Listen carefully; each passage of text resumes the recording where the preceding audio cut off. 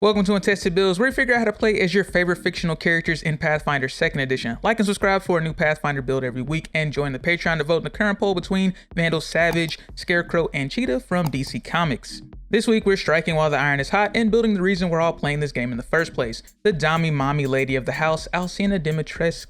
So, spoiler alert, obviously, if you plan on making your way through Resident Evil Village yourself, and with that, let's get started. Oh, and I'm definitely using ripped footage here, so I'm a huge baby when it comes to horror games, and as a guitarist, I can only look at so much hand abuse. For our goals for this build, we need to be big. Let's be real here. If she wasn't 9.5 feet tall, no one would even bat an eye at her. Second, we're kind of a vampire. Not really, this is still Resident Evil after all, but our mutation does come with some pretty unique benefits and drawbacks. And we may be well past being able to blend in with polite society, but we still like to fashion ourselves as some kind of aristocrat, so we'll make sure we still have a way with words, even if those words are mostly threats of violence these days. For our stats, we're starting with 18 strength to toss around whatever man-thing stumbles into your castle. Constitution and Charisma at 14, we're long-bodied and long-winded.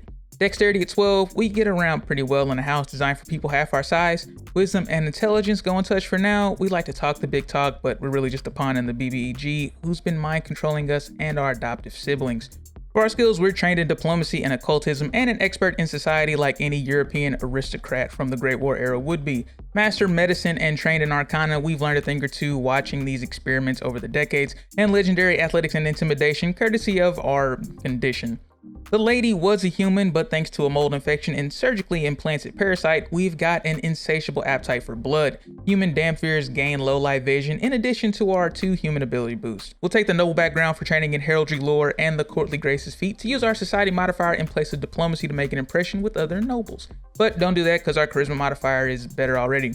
We'll take the Fang's Ancestry feat for an unarmed jaws attack that deals 1d6 piercing damage with the grapple trait. We'll grab claws in a bit, but these will be our main weapon starting out. For our class, I juggled a couple of options, but none of them seemed quite right, which was attractive because Eldritch Nails and spells are pretty easy to reflavor as basically anything, but the familiar seemed out of place. Druid was also on the table too. All of our abilities do technically come from mold after all, and we do have some pretty hefty shape-changing abilities. But if there's any one character trait that stands out while she's stalking poor Ethan through her castle, it's that Alcina is one angry lady. Level 1 Barbarians gain the Rage action, giving us temporary hit points equal to our level plus our Constitution modifier, and we get 2 extra damage on our melee weapon attacks, but at the cost of a -2 penalty to our AC and the inability to use actions with the Concentrate trait, except for seeking for 1 minute. We also choose an instinct to determine the source of our rage, and the only thing bigger than our body is our ego. So Giant Instinct Barbarians gain the ability to use large-sized weapons for more flat damage at the cost of gaining the Clumsy condition. We're using unarmed attacks almost exclusively here, so it might be worth it to bribe your GM to make your fangs count as a large weapon. But honestly, if you're a min-maxer, then why are you even watching this channel?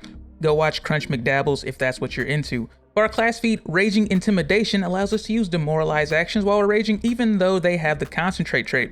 We also get free intimidation feats as our proficiency increases, so we'll go over those as we gain them. We're starting our path to Dragon Boss Lady with a Sorcerer dedication for training in Arcana and Intimidation, meaning we gain Intimidating Glare for free to demoralize as a visual action instead of only an auditory one. Not that we have a problem talking during combat or anything. We'll pick up Assurance and Athletics. Our jaws already have the grapple trait, so we might as well put it to use to make a grapple attempt without rolling the check in favor of a +10 proficiency bonus. We don't gain any other bonuses, however, but we also don't take any penalties either, like the ever-present multi-attack penalty, meaning we can go in for the attack, then have a better chance to grapple the man-thing before he can get away.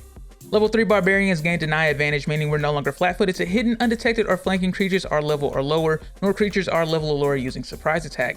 Hireling Manager helps keep the servants in line, granting them a +2 circumstance bonus to all their skill checks while they're under our employ. Even though we kill everyone that comes in the house, there never seems to be a labor shortage. Must be some pretty good pay.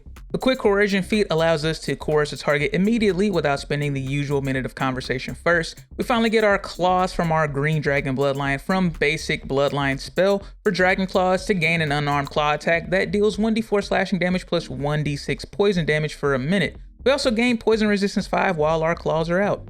Level 5 Barbarians gain Brutality for expert proficiency in simple and martial weapons and unarmed attacks, and we get the critical specialization effects for those weapons as well. While we're raging, that forces a Fortitude save, giving our target slow 1 on a fail. The Taste Blood Damper feat gives us some regeneration. We can spend an action after we make a strike with our fangs to drain the blood of our victim, granting us 10 temporary hit points and forcing a Fortitude save on the target, giving them drained 1 if they fail. They become immune to our drain blood for a day, however, so treat your enemies more like a tasting menu than a full-fledged feast. All that feeding won't go to waste, however, since we kind of do the Wendigo thing. Giant Stature allows us to become a large creature while we're raging, granting 5 extra feet of reach and gaining the Clumsy condition. Now your GM basically has no choice but to let your unarmed attacks be treated as large weapons since, well, they kind of become large along with the rest of your body. Sucks this is only temporary, but permanently large PCs kind of have the potential to break normal games. We can still pretend to be big when we're not raging with the Titan Wrestler feat to disarm, grapple, shove, and trip creatures up to 2 sizes larger than us. Heisenberg and Dimitrescu have had to have had at least one fight during all these decades of bickering, right? Level 7 Barbarians gain Juggernaut for Master Fortitude saves and critical success results on regular successes, and weapon specialization for an extra 2 damage on our Claw and Fang attacks. We'll take Ancestral Paragon for a first level Ancestry feat. We'll take Eyes of Night because how can we really call ourselves a vampire without Dark Vision?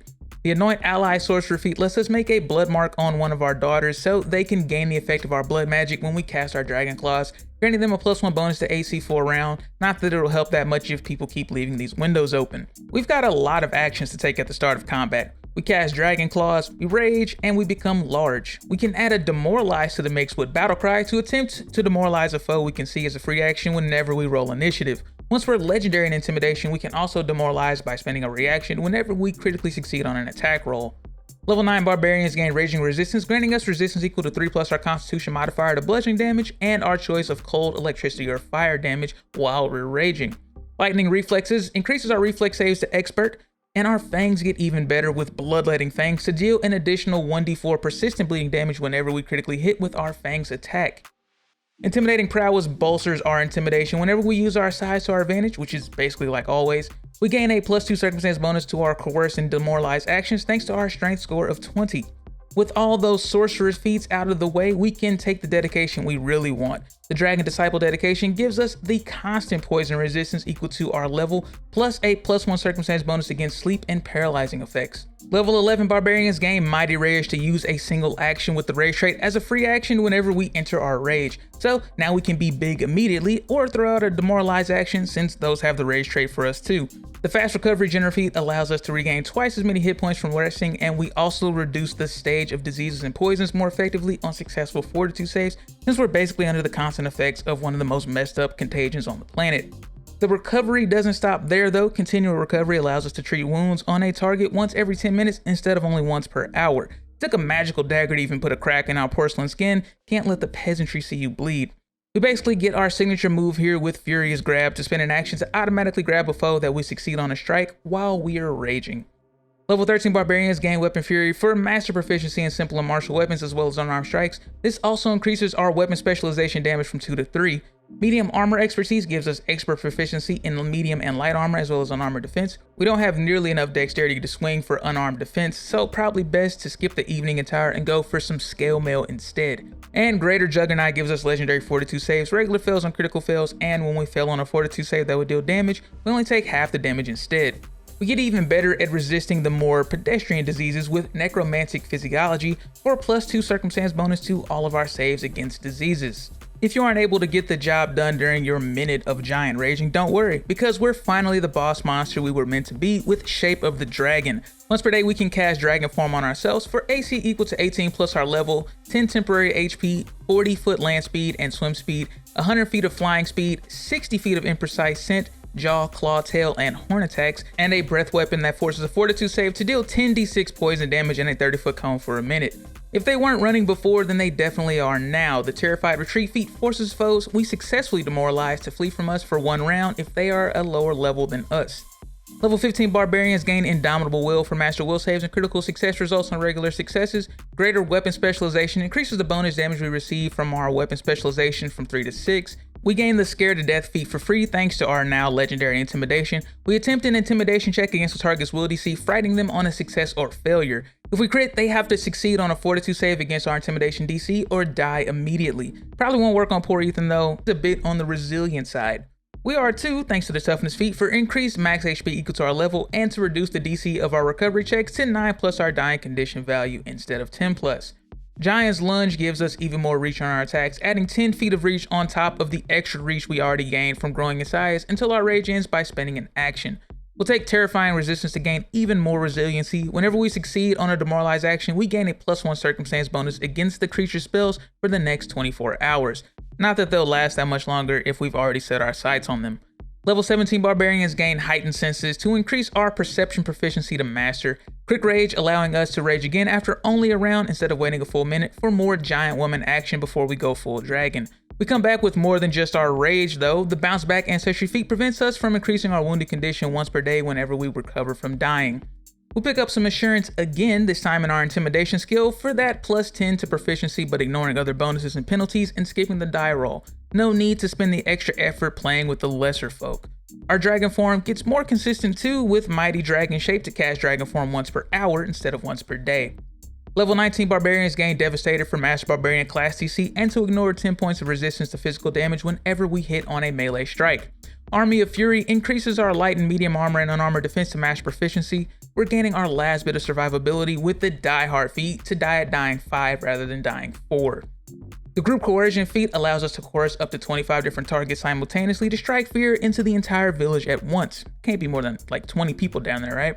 For our capstone feat, Vicious Evisceration lets us spend 2 actions to make a strike that gives the target drain 1 on a hit and drain 2 on a critical hit, meaning they'll take damage and lose max HP equal to 1 or 2 times their level, and it won't come back until they get a full night's rest, or unless they're an unkillable mold monster with a bottle of iodine.